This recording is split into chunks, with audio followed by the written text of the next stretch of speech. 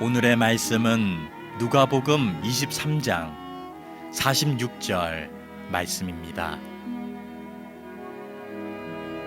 예수께서 큰 소리로 불러 이르시되 아버지, 내 영혼을 아버지 손에 부탁하나이다 하고 이 말씀을 하신 후 숨지시니라.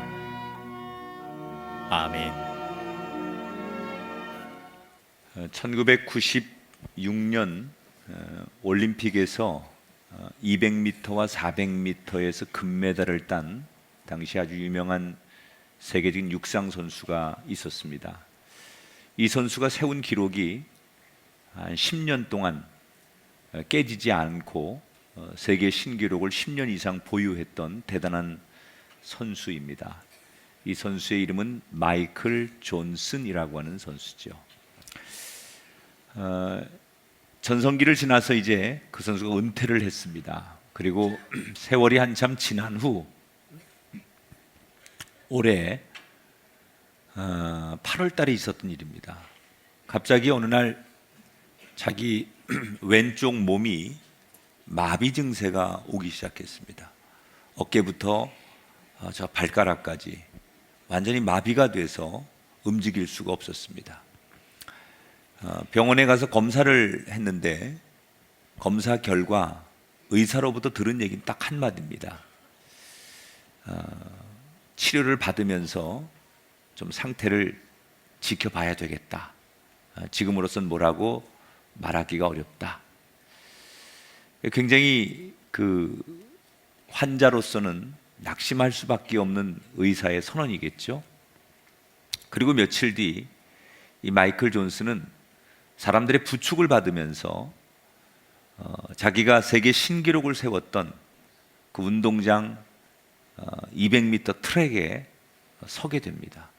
그리고 한때는 이것을 세계에서 가장 빨리 달렸던 자기 자신을 회상하면서 그는 천천히 200m 트랙을 걷기 시작합니다. 그런데 그 200m 트랙을 걷는데 걸린 시간이 얼마였느냐? 15분 19초였습니다. 옆에서 지켜보던 의료진들과 가족들이 혹시나 그가 너무너무 낙심에 빠질까 봐 걱정을 하며 그를 부추기고 그의 눈치를 살핍니다. 그런데 그때 뜻밖의 존슨은 이런 말을 합니다. 내가 이렇게라도 걸을 수 있으니 감사하다. 올림픽에 나갈 때 내가 열심히 훈련했던 것처럼 내가 이렇게라도 걸을 수 있으니 한 걸음 한 걸음 열심히 훈련하는 마음으로 걷기 연습을 해서 언젠간 정상적으로 걸을 수 있도록 노력하겠다. 그렇게 오히려 주변 사람들을 위로하면서 걷는 훈련을 열심히 해서 이제는 제법 걷기도 하고 뛰기도 할 만큼 건강이 많이 회복되었다는 얘기를 들었습니다. 우리는 흔히 어떤 상황이 인생을 만든다 이렇게들 얘기합니다. 특별히 아주 어렵고 안 좋은 상황을 만나면 우리는 그 상황 때문에 더더욱 일이 안 된다 이렇게 말합니다. 그러나 그게 맞을까? 저는 그렇지 않다고 생각합니다. 이 마이클 존슨처럼 최악의 상황을 어떻게 받아들이고 어떻게 이해하고 또 어떻게 대응하느냐. 여러분, 알파고하고 이세돌하고 바둑 경기를 했습니다. 근데 알파고를 유일하게 이긴 선수가 이세돌입니다. 물론 한 판의 경기를 이겼지요. 그 이후에 어떤 사람도 알파고를 이기지 못합니다. 근데 많은 전문가들이 이세돌이 알파고를 이겼을 때 그 경기를 신의 한 수였다 이렇게 얘기합니다.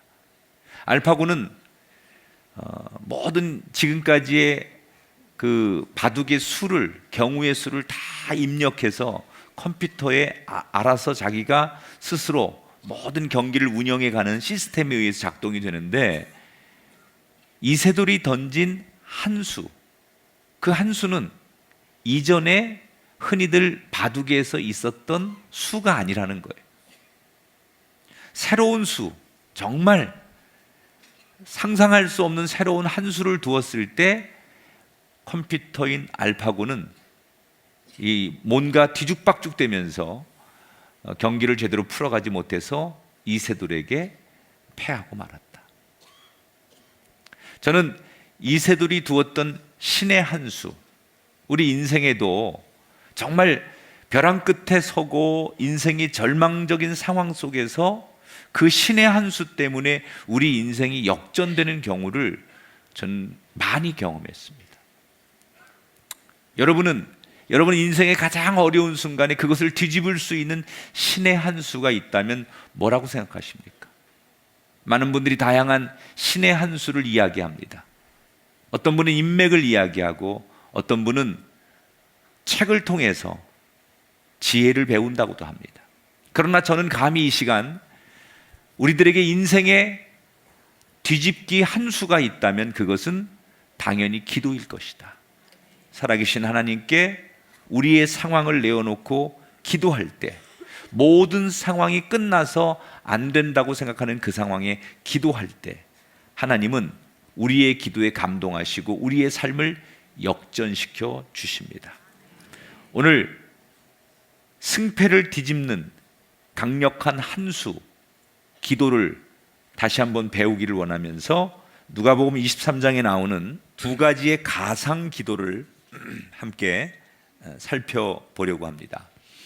오늘의 말씀은 예수님께서 이제 감람산에서 로마 군인들에게 체포가 되십니다. 사실 예수님은 마음만 먹으면 천군 천사를 동원해서 자신을 체포하려고 하는 사람들과 맞서 싸울 수 있었지만, 예수님은 순순히 그 사람들에게 자기 몸을 내어줍니다. 그리고 그때부터 억울한 재판이 시작됩니다. 예수님의 재판은 불법 재판이었죠. 빌라도의 앞에서는 무죄를 밝혔지만 여론에 밀려서 예수님은 사형 선고를 받습니다. 보통 사형 선고를 받으면 금방 집행하지 않는 게 당시의 법이고 관례인데, 예수님은 사형 선고를 받자마자 곧바로 사형 집행에 이르게 됩니다.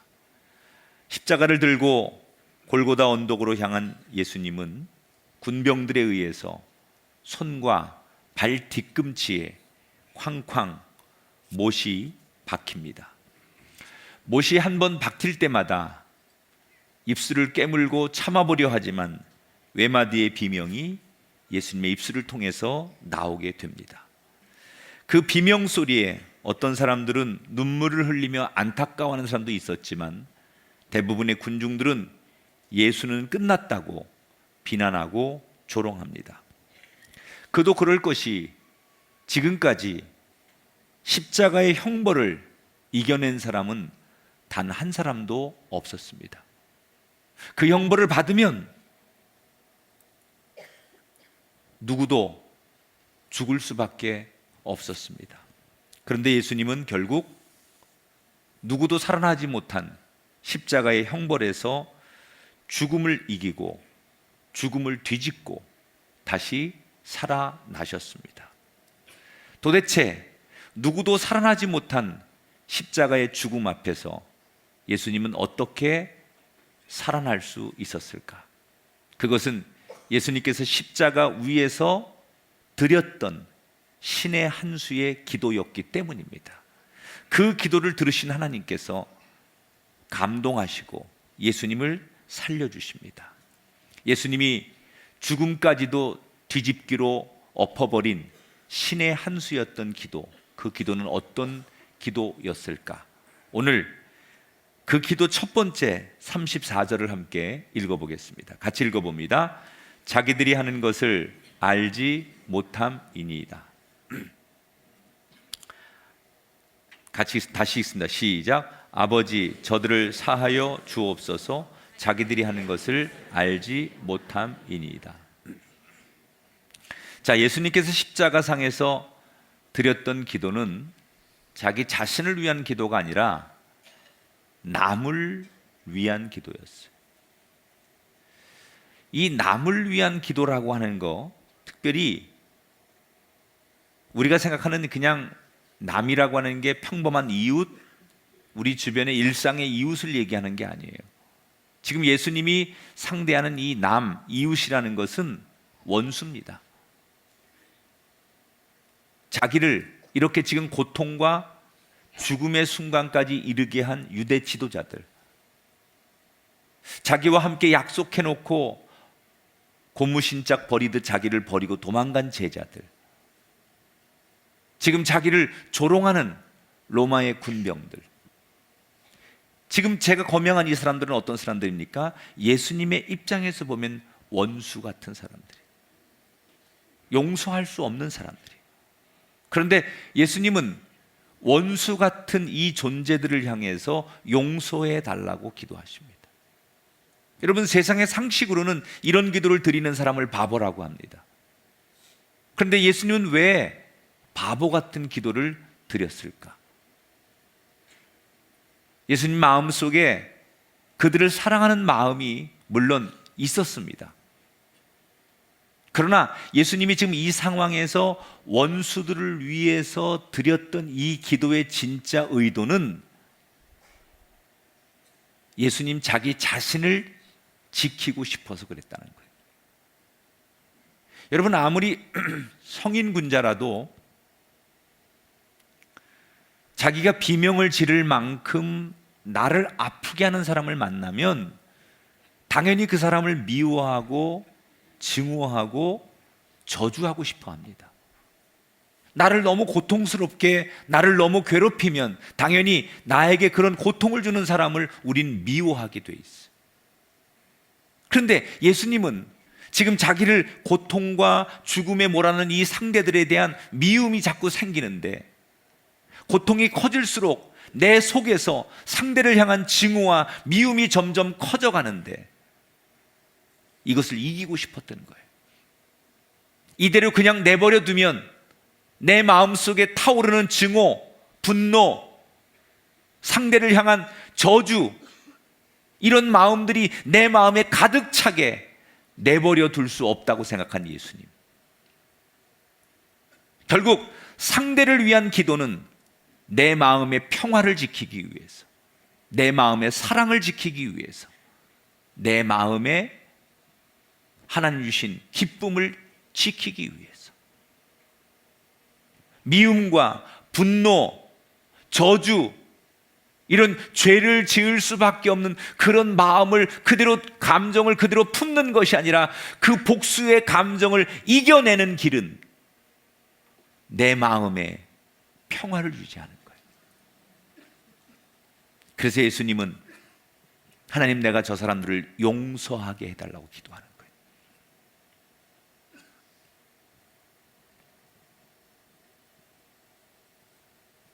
이 기도가 하나님을 감동시켰어요. 그 결과 모두가 끝났다고 생각했지만 하나님의 능력으로 예수님은 죽음까지 뒤집는 승리의 기도자가 되십니다. 여러분, 인생의 벼랑 끝에 섰을 때, 모두가 끝났다고 생각할 때 그 상황을 이겨낼 수 있는 신의 한 수의 기도는 뭡니까? 상대를 위해, 이웃을 위해, 남을 위해 더 많이 기도하는 거예요. 우리가 억지로라도 이웃을 위해서 기도해야 내 마음의 증오를 이길 수 있어요. 그 증오와 분노를 이겨야만 하나님 앞에서 내 마음을 지킬 수 있어요. 여러분, 하나님 앞에 내 마음을 지키고 싶다는 사람을 하나님이 어떻게 외면하시겠습니까? 하나님은 우리의 마음의 중심을 보시는 분인데, 내가 내 마음을 지키고 싶다고 몸부림치고 울부짖는 사람의 기도를 하나님이 외면하실 리가 없다는 거예요. 여러분, 이웃을 위한 기도는 인격적이기 때문에 드리는 게 아니에요. 우리가 온 인류를 위해 또는 나와 상관없는 사람들을 위해 기도하는 그것은 결코 남을 위한 기도로 끝나는 게 아니에요. 그 기도가 내 마음에 평화를 주고 그 기도가 내 마음에 기쁨을 주는 거예요. 우리는 생각지 못한 남을 위한 기도는 손해보는 것 같고 나와는 상관없는 것 같지만 그 남을 위한, 원수를 위한 기도가 나를 위함이라는 것을 오늘 예수님의 기도를 통해서 배우게 되시기를 주의 이름으로 축원합니다. 올해 한국 야구에서 가장 이슈가 된 감독을 꼽으라고 하면 트레이 힐만이라고 하는 SK 감독이에요. 자기 팀을 우승시킨 감독이에요. 이건 미국 사람입니다. 그런데 그는 어느 곳에 가서든지 자기 삶의 1순위는 야구가 아니라 자기 삶의 1순위는 하나님이다. 독실한 크리스찬이에요. 어느 날 이 힐만 감독에게 이런 질문을 누군가 던집니다. 이 치열한 프로의 현실에서 어떻게 날마다 자신의 마음을 지키십니까? 그때 힐만이 이런 얘기를 합니다. 어젯밤에 9회 말 투아웃까지 우리 팀이 3대2로 이기고 있었습니다. 그런데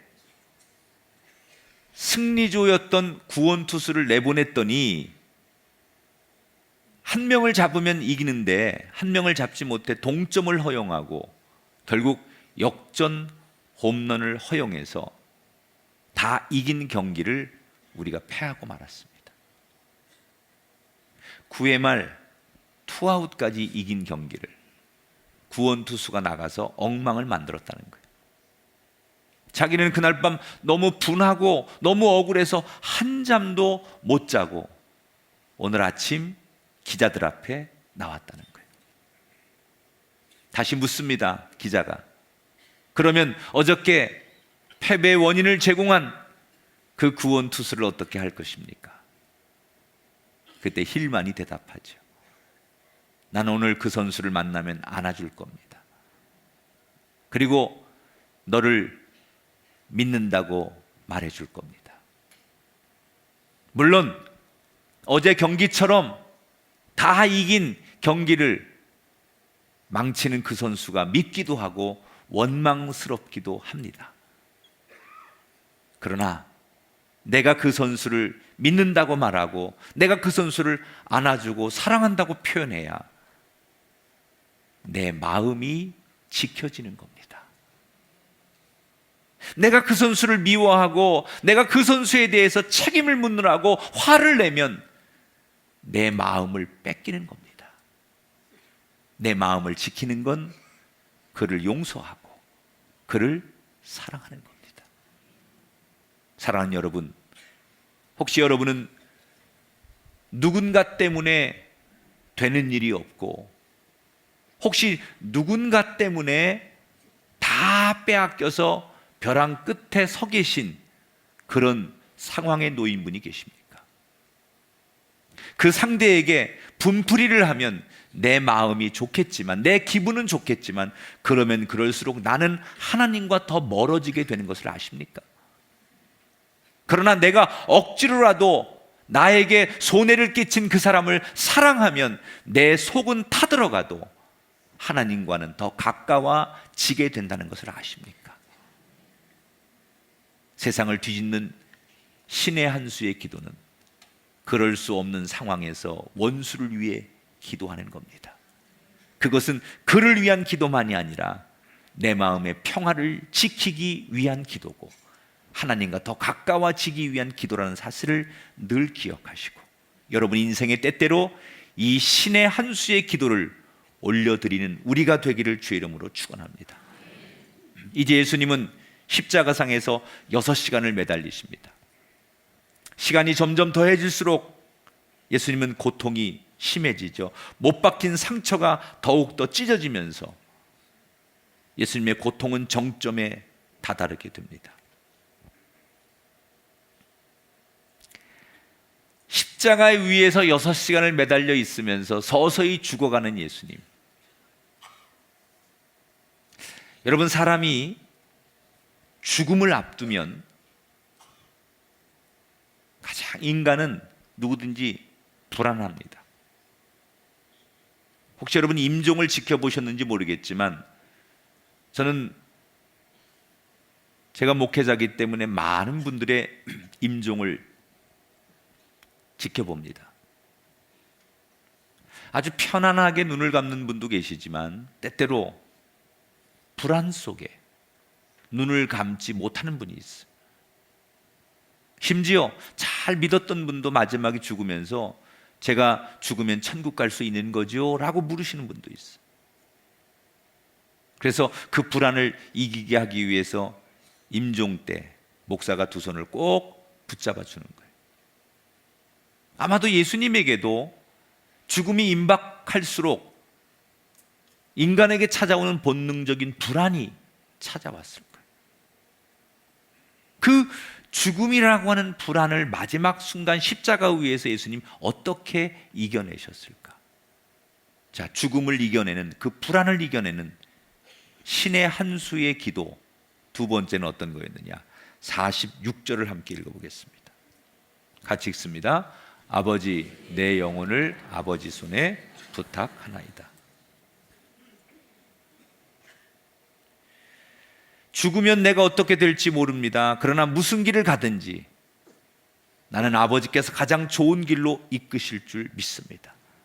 저를 품에 안으시든지 아니면 지옥으로 보내시든지 아버지, 저를 받아 주옵소서.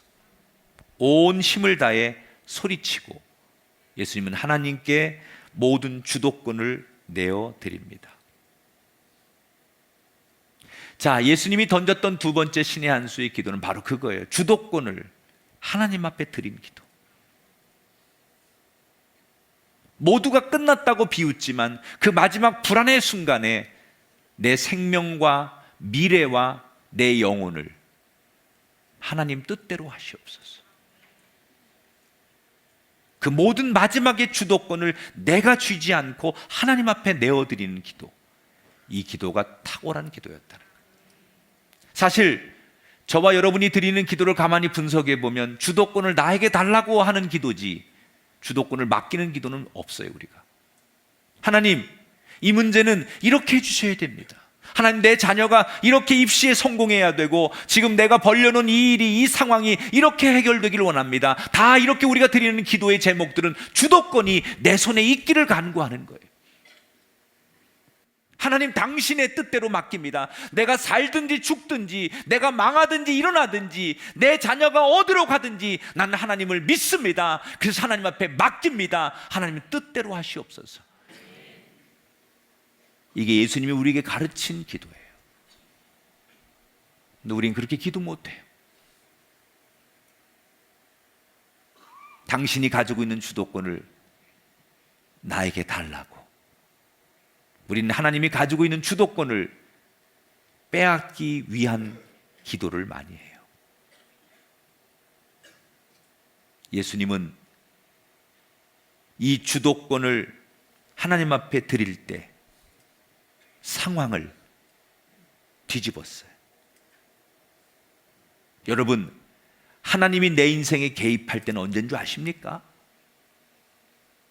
모든 주도권을 하나님 앞에 맡길 때입니다. 할렐루야.